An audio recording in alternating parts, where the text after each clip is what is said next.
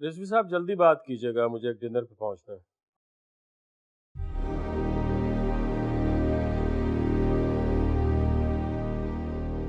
क्या? तो कहाँ, इस वक्त कहाँ है रोहित?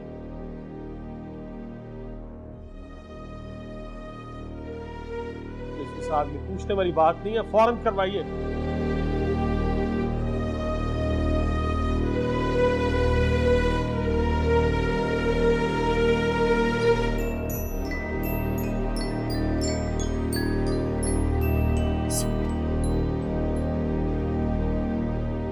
हेलो।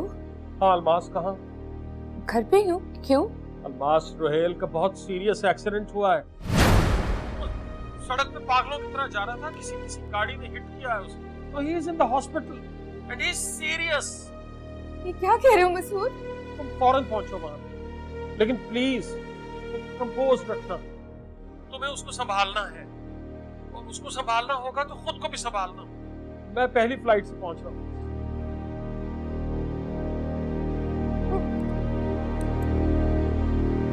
रोहेल। ये लीजिए। नहीं, बस बहुत शुक्रिया, बहुत शुक्रिया। मेरा ख्याल है अब वक्त बहुत हो गया है। खबर साहब, मैं इजाजत चाहूंगा। बड़ी मेहरबानी। बात बताना तो भूल ही गया, बहुत जरूरी बात। क्या? फरमाइए। वो आपके साला साहब है ना, मजीद सदीकी साहब। जी जी। आपको नहीं पता? वो क्या हुआ? पूरे 50 लाख का हाथ मारा है उन्होंने। क्या? पूरे दफ्तर का रिकॉर्ड तोड़ दिया उन्होंने। 50 लाख? 50 लाख क्या गबन किया उन्होंने? आपको नहीं पता? ऐसे जैसे आपको तो कुछ पता ही नहीं। पूरे 50 लाख का गबन किया है उन्होंने। पूरी दुनिया को पता है, आपको नहीं पता? नहीं, मुझे तो नहीं पता। मतलब वो सारे 50 लाख हजम कर गए सौंफ खा के? आप मजाक बना रहे हैं, आप समझ रहे हैं मजाक है। मैं बिल्कुल सच कह रहा हूँ, उनकी जान पे बनी हुई है। केस चल रहा है, इंक्वायरी चल रही है, इंक्वायरी। अच्छा, मैंने कहा आपको मैं बता देता, तो अब मुझे इजाजत। जी जी जी जी, जरूर। खुदा हाफिज। खुदा हाफिज।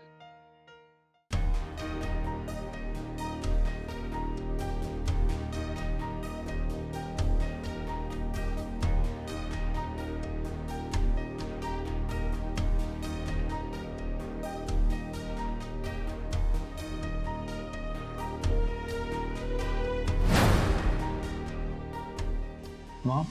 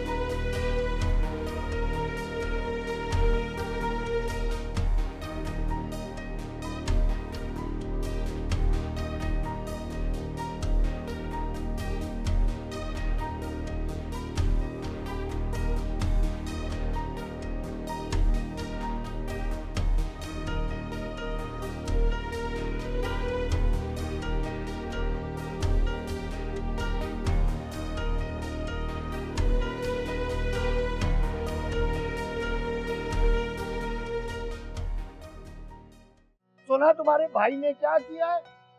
वो किया है कि मुझे पूरे इलाके में मुंह दिखाने के काबिल नहीं छोड़ा। एक नुस्खों के अलावा मेरी इज्जत तो थी, वो भी खाक में मिला दी उसने।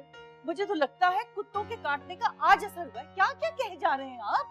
तुम मुझे कुत्तों के काटने का ताना दे रही हो, और कुत्तों वाला काम किया तुम्हारे भाई ने।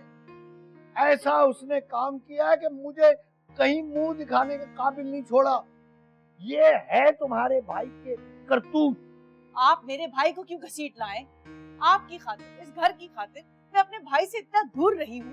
एक प्यारी सी बच्ची यमुना, मेरी भतीजी, उसको भुला बैठी हूँ। ये सिला दिया आपने मुझे, मेरी जिंदगी भर की मेहनत का ये समझ दिया। क्या कर दिया ऐसा मेरे भाई ने, या मैंने ऐसा क्या जुर्म कर दिया जो आप इतनी इतनी बातें कर रहे हैं? अरे 50 लाख का गबन किया है तुम्हारे भाई ने। क्या क्या कह रहे हैं आप? 50 लाख का अपने दफ्तर में गबन किया उसने, मजीद सिद्दीकी ने, जो बड़ा मासूम बना फिरता है। मैं कहता था ना कि ये शक्ल यानी शक्ल मोमना करतूत काफरा, इसे कहते हैं कवा का कुछ, नजर आते हैं कुछ, देते हैं धोखा ये बाजीगर खुला।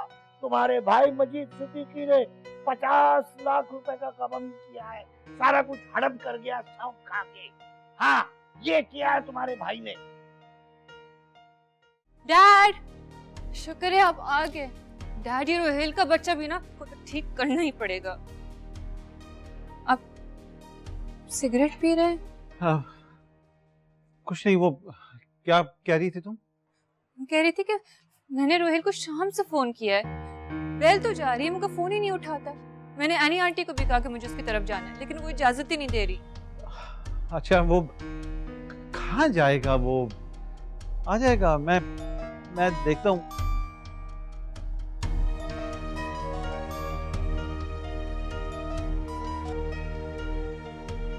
हेलो,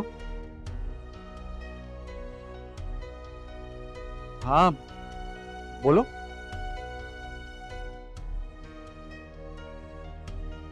क्या रोहेल का एक्सीडेंट हो गया? क्या? रोहेल का एक्सीडेंट हो गया? डैड, किस हॉस्पिटल में है वो? डैड बताए ना क्या हुआ इसको? हाँ? रोहेल का एक्सीडेंट हो गया। मैं आ रहा हूँ, कुछ फिक्र मत करो, मैं आ रहा हूँ। क्या हो गया? कहाँ है वो? क्या हुआ इसको? बताए ना, किसकी कॉल थी? मुझे नहीं पता, वो हॉस्पिटल में है, मैं उधर उसको देखने जा रहा हूँ। तो हुआ क्या है इसको डैड? मुझे ले चले ना प्लीज डैड। अच्छा तुम साथ, तुम तो रुको ना यहाँ पे, कोई तो घर पे ठहरे। आओ बैठो। मगर मुझे फोन करके बता देना। मैं please। करता हूँ, तुम यही ठहरना घर हाँ, पर। हाँ, मैं यही हूँ। तुम मुझे फोन करना। अच्छा,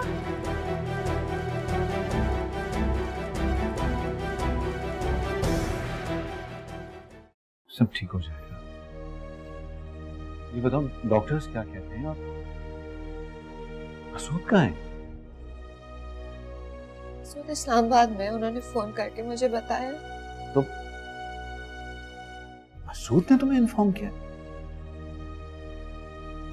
वो जो गार्ड्स रोहेल को हॉस्पिटल लेकर आया ना, उन्होंने फोन करके मसूद को बताया था। अल्लाह ने चाहा तो सब ठीक हो जाएगा, तुम फिक्र मत करो। अगर तुम कहो तो मैं मंसूर और अंधरीब को कॉल करके बता दूं? प्लीज, मैं मंसूर से इस वक्त बात नहीं कर सकती हूँ। जेम उसको प्लीज फोन करके कहो कि वो फौरन आ जाए, मुझे इस वक्त उसकी बहुत जरूरत है।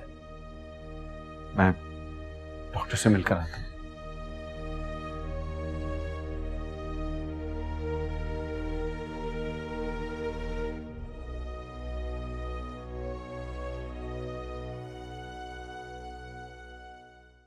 हाँ हाँ ठीक है, तुम ये फाइलें जो हैं मेरे रूम में रखवा दो, मैं आके देख लूंगा।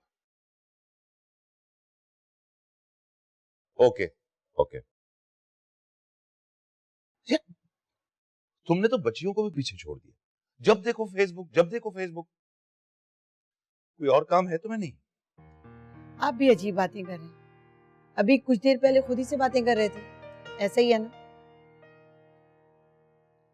चलो अच्छा है, फेसबुक का मशगला तुम्हारे लिए और भी अच्छा है, इससे तुम्हारा तजस्सुस भी अंडर कंट्रोल है। आपको तो मेरी फेसबुक हो या ड्रामे हो, चिड़सी है शेख साहब। अच्छा छोड़ो ये बात, ये बताओ कि नौशाबा की शादी की तारीख में क्या सोचा? उसकी तारीख के लिए तो हमें अयाज के वालिदैन से बात करनी होगी ना। मुझे तो दोनों बहुत बुरे लगते हैं, दोनों ही लालची हैं। कहती तो तुम ठीक हो, लेकिन बेटी के बेहतर मुस्तकबिल के लिए जाना तो हमें पड़ेगा, वरना बात खराब भी हो सकती है। हाँ ये भी ठीक है, बात करूं रुकैया से? लेकिन आंटी ये सब कैसे हुआ?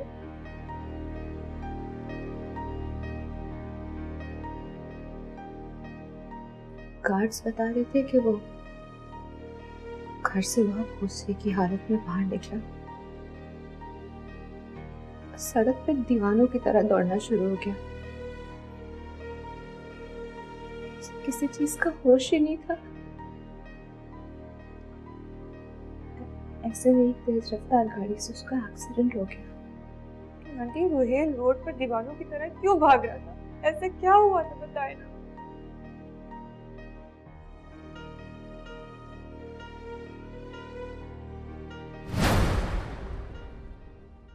Mom?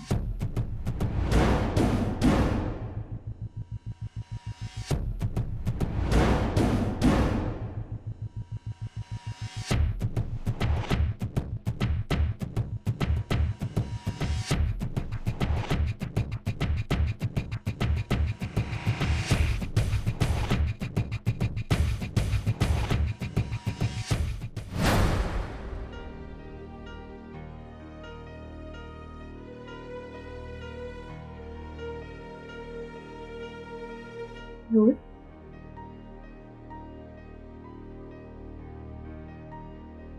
ये जो तुम्हारे आंसू हैं, ये तुम्हारी रोहित की तरफ मोहब्बत के बारे में मुझे बहुत कुछ बता रहे हैं।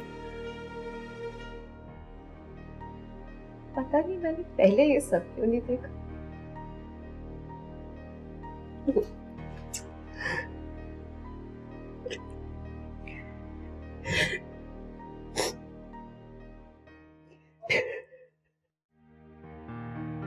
अस्सलाम वालेकुम अब्बू, कैसे हैं आप?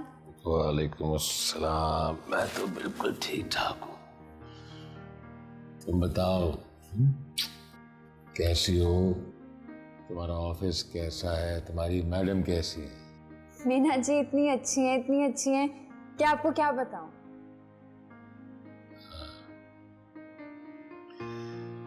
देखो यमुना, इतनी जल्दी कभी भी किसी का एतबार नहीं करते। वो इतनी अच्छी ना होती तो इतना एडवांस कैसे दे देती?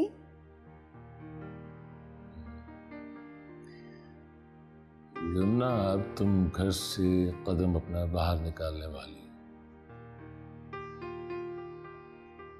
लोग बाहर अच्छे भी मिलेंगे, बुरे भी मिलेंगे।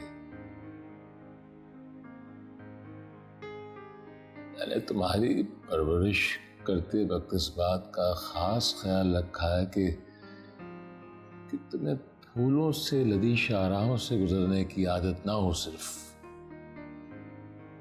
जमाने की ऊंच नीच दोनों का पता हो। कि ना तजुर्बेकार हो, हुनर तुम्हारे हाथ में है नहीं। कहीं ऐसा ना हो कि पैर में कहीं कांटा चुभ जाए और वो कांटा निकालने के चक्कर में तुम अपनी सारी उंगलियां जो हैं वो छलनी कर बैठो। अब्बू, मैं जानती हूँ मेरे कंधों पर बहुत बड़ी जिम्मेदारी है।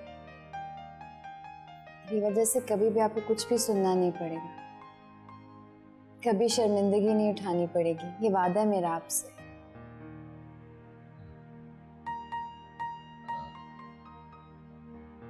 ठीक है, तुम करो अपनी तैयारी। ये बताओ कि तुम्हारे आने जाने का कोई बंदोबस्त है या नहीं? तो मीना जी है ना, वो अपने पूरे स्टाफ को पिक एंड ड्रॉप देती हैं, तो मसला नहीं होगा। चलो, अच्छी बात है। आप बताएं, खाना खाया आपने? खाना लाऊं आपके लिए? खाना भी खा लिया, चाय भी पी ली। अब अपने काम जो है खुद अपने हाथों से करने की आदत डालना चाहता हूँ। बहुत जरूरी है ये। जाओ।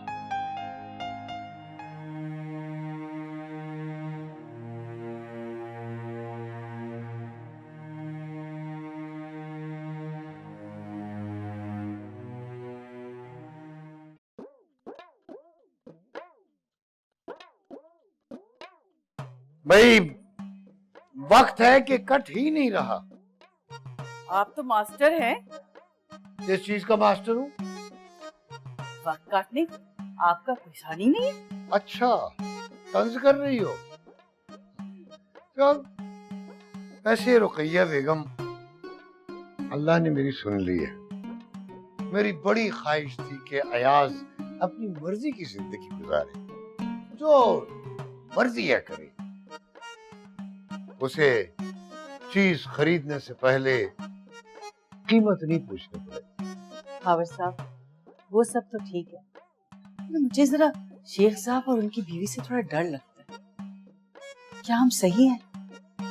ऐसा तो नहीं कि हम अपने बेटे को अमीर करते करते उसकी कीमत लगवा दें? बस यही तवहुमात, वहम और खौफ गुर्बत को और मजबूत करते हैं। अयाज हमारा बेटा है, वो इतना कमजोर नहीं है कि अपनी खुशियों में हमें अपने साथ न रख सके। वैसे अपने बेटे के बेहतर मुस्तकबिल के लिए हमें बदलना होगा। हाँ, हमें बदलना होगा। और यही नहीं, अयाज को भी ये समझना होगा कि अच्छी जिंदगी गुजारने के लिए कभी कभी फालतू सामान छोड़ना पड़ता है। और अगर उसने हमें ही फालतू सामान समझ लिया तो फिर हम क्या करेंगे? कैसी बातें करती हो रुकैया? क्या वो मुझे और तुम्हें आम लोगों की तरह ट्रीट करेगा? यकीन तो मैं भी यही करना चाहती हूँ, लेकिन एक औरत अपनी खूबसूरती और हमारत से एक आदमी से बहुत कुछ करवा सकती है। आओ भैया यार, ये देखो, सब चीज ठीक है ना? तुम मुतमईन हो? क्यों शर्मिंदा कर रहे हैं अब? शेख साहब हमारे बारे में सब कुछ जानते हैं। मैंने इंटरव्यू में उन्हें सब कुछ सच बता दिया था, इसीलिए तो मैं कहता हूँ कि अच्छा, वो इंटरव्यू था। उन्हें यकीनन तुम्हारी अच्छाई और भलाई भाई होगी, इसीलिए वो खुद अपनी बेगम के साथ हमारे इस गरीब खाने पर तशरीफ ला रहे हैं। वो सब तो ठीक है, लेकिन मैं चाहता हूँ कि आप उनसे इतने झुक झुक के ना मिले। अपनी इज्जत भी कोई चीज। देखो यार, अच्छी जिंदगी गुजारना तुम्हारा ख्वाब होना चाहिए। अच्छा घर, खूबसूरत बीवी, बैंक बैलेंस, बिजनेस वगैरह वगैरह, ये अच्छी जिंदगी गुजारने की इंडिकेशंस हैं। ये तमाम चीजें बहुत सारे लोगों को जिंदगी के आखिरी हिस्से में मिलती हैं, और बहुत जुस्तजू के बाद जो तुम्हें तुम्हारी जिंदगी की शुरू में ही मिल गई। तो ठीक है बुजान, लेकिन मैं ये सब कुछ अपने जोरे बाजू पर कमाना चाहता हूँ। किसी की पीठ पे चढ़ के मैं दौलत नहीं कमाना चाहता। अच्छी जिंदगी गुजारने की तमन्ना मुझे जरूर, लेकिन मैं उसके लिए जायज और नाजायज में तफरीक तो नहीं छोड़ सकता।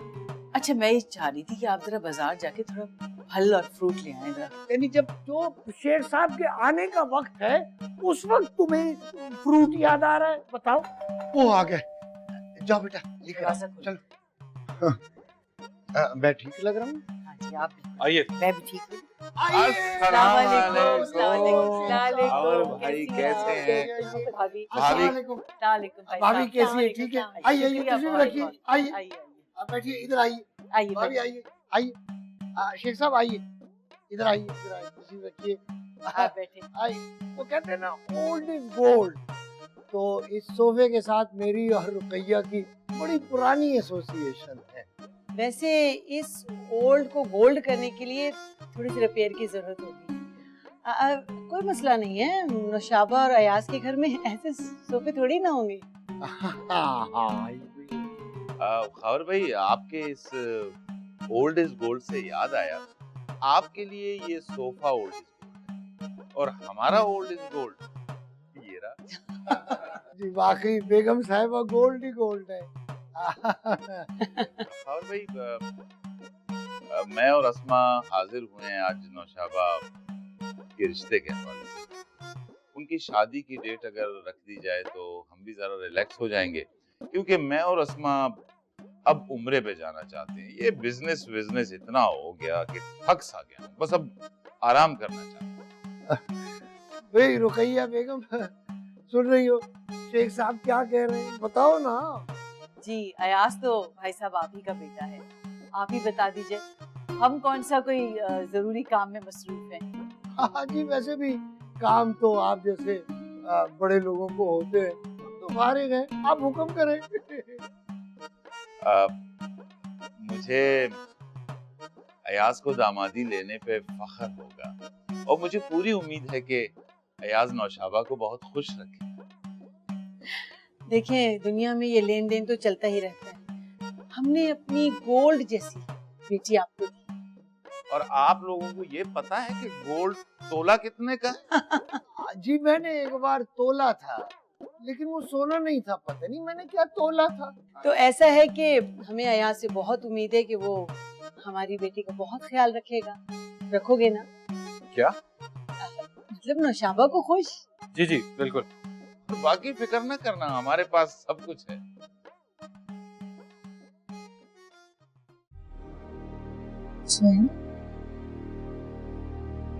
ये सब क्या हो गया? मैंने अपनी हवस के सलाम में सब कुछ बहा दिया, सब कुछ लुटा दिया। इस सलाम में तो सब तबाह हो गया ना, कुछ भी नहीं बचेगा ना। जिम प्लीज मुझसे वादा करो, प्लीज प्रॉमिस मी समथिंग। इस बात का कभी किसी को नहीं पता चलने दूंगी। दोनों के लिए किसी को पता चला, सब कुछ तबाह हो जाएगा। मैं वादा करता हूँ कि मेरी जात से तुम्हें या तुम्हारे किसी भी फैमिली मेंबर को कोई नुकसान नहीं पहुंचाएगा। प्रॉमिस। जो मेरा रहेल है मुझे कभी याद नहीं करेगा ना, वो तो सिर्फ मुझसे नफरत करेगा ना, है ना? सही है ना? वो मुझे याद नहीं करेगा जी।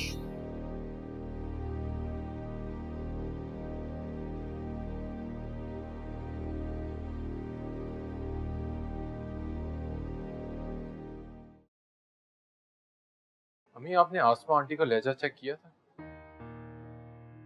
ना गुरूर है इस औरत। नहीं बेटा, गुरूर तो नहीं, हाँ मगर दिमाग काफी।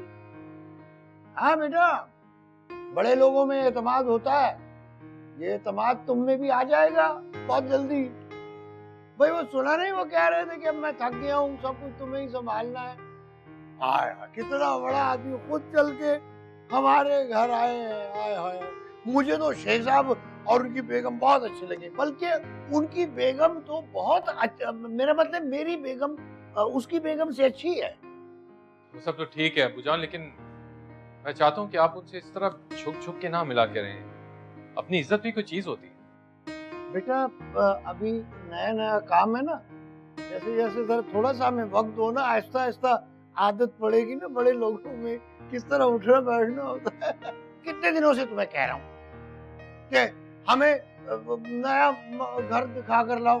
भाई बाहर से ही देखकर खुश हो जाएंगे हम। वो मैं आपको ले जाऊंगा दिखाने, जल्द ले जाऊंगा। क्यों, सिर्फ अब्बू को दिखाओगे? मुझे भी जाना है तुम्हारा नया घर। Okay done.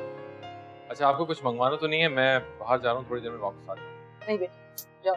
चल। कुछ नहीं। ये अयाज मुझे कुछ परेशान लग रहा है भैया।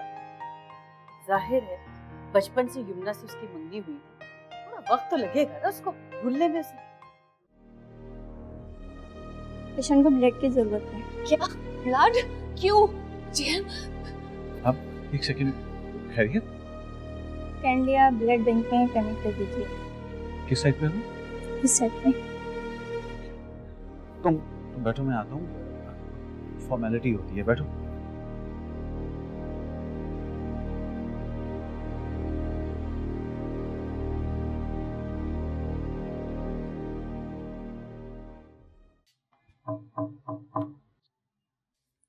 आ जाइए।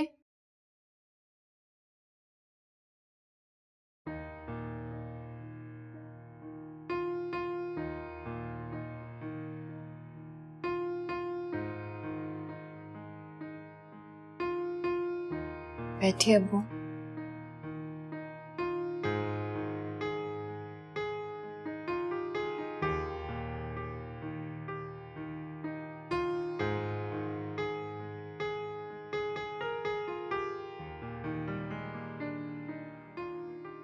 मुझे अंदाजा है तुम्हारी तकलीफ का।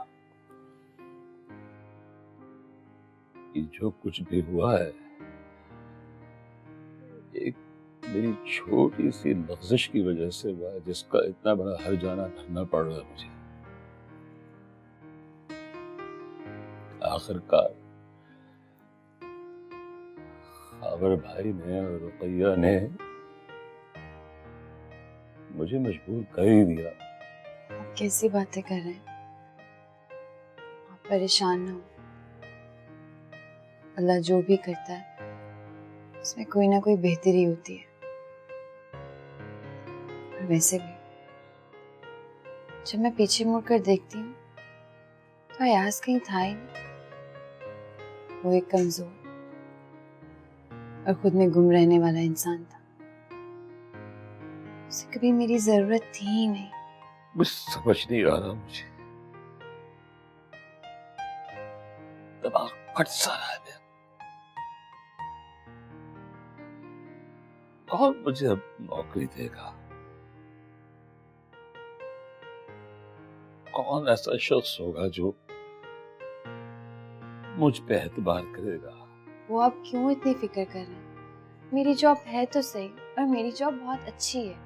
इंशाल्लाह सब कुछ अच्छा हो जाएगा।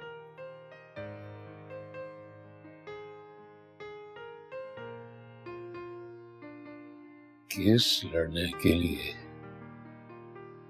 वकील की जरूरत पड़ेगी। वकील को फीस भी तो देनी होगी। मैं सोच रहा हूं कि अपनी गाड़ी बेच दूं। नहीं अब्बू, गाड़ी तो मेरे बचपन की याद है। मैं नहीं चाहती कि मैं उस याद को खो दूं। रही बात पैसों की, तो मैं कुछ ना कुछ अरेंज कर लूंगी। बस आप वकील से बात करें, ठीक है? और आपने बिल्कुल परेशान नहीं होना। बस अब ये उदास बातें बंद करें। मैं आपके लिए अभी अच्छी सी चाय बना दूं, ठीक है? हाँ।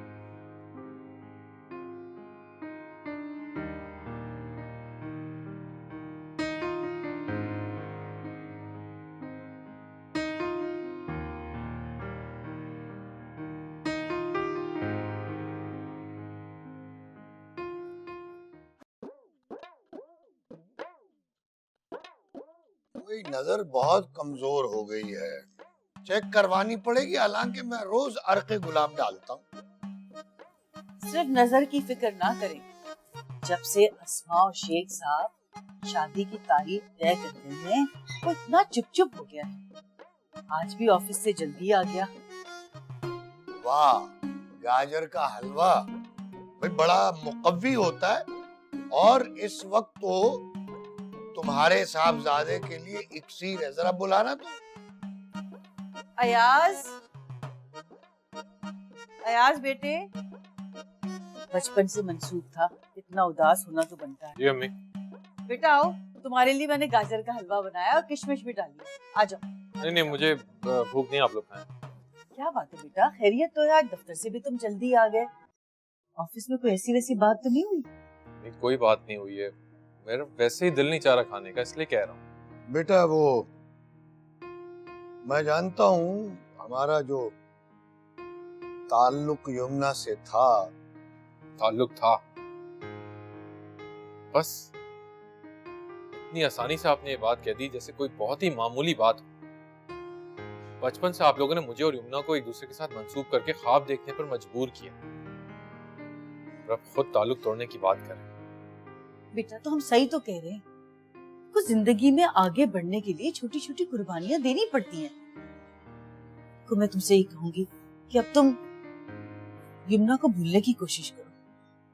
हाँ, उसको अपने दिल से निकालो ताकि तुम नौशाबा के लिए अपने दिल में जगह बना सको। मैंने बचपन से आपकी हर बात मानी है, कभी किसी चीज के लिए इसरार नहीं किया। बचपन में जब दूसरे बच्चे अपने घरों में महंगे महंगे गेम्स खेला करते थे तो मैं बाहर सहन में बैठ के आपके साथ कागज के जहाज बना के उड़ा रहा होता था। आप खुद गवाह हैं, कभी मैंने आपसे किसी चीज के लिए भी जिद की है? तो बेटा हमने ये सब कुछ तुम्हारे कहने पे तो किया है। अब तुम क्या चाहते हो हमसे? मेरी मर्जी कभी किसी ने पूछी कर, जिसकी जो समझ में आ रहा है कर रहे अपनी मर्जी से। और अगर कोई ऊंच नीच हो गई ना अम्मी, तो प्लीज फिर मुझे कसूरवार मत ठहराइएगा। भाई ऊंच नीच की तुम फिक्र ना करो, मैं संभाल लूंगा। लो तुम मुंह मीठा करो। तो बेटा मुझे भूख नहीं लग रही, लगेगी तो मैं खा लूंगा, नहीं दिल चाह रहा मेरा। बेटा गाजर का हलवा तो मुकव्वी भी है, इक्सीर भी है। आप खा लेना। मैं कैसे खा लूं? मेरा बेटा नहीं खा रहा तो मैं क्यों खाऊं? इतनी मेहनत की है मैंने। बस मैं नहीं खाऊंगा, लेकिन तुमने मेहनत की है ना, इसलिए खाऊंगा। ये लो, दिल हालांकि मेरा बिल्कुल नहीं चाहता, ये सिर्फ तुम्हारी खातिर है। कैसा बना है? बना तो अच्छा है, लेकिन दिल नहीं जा रहा।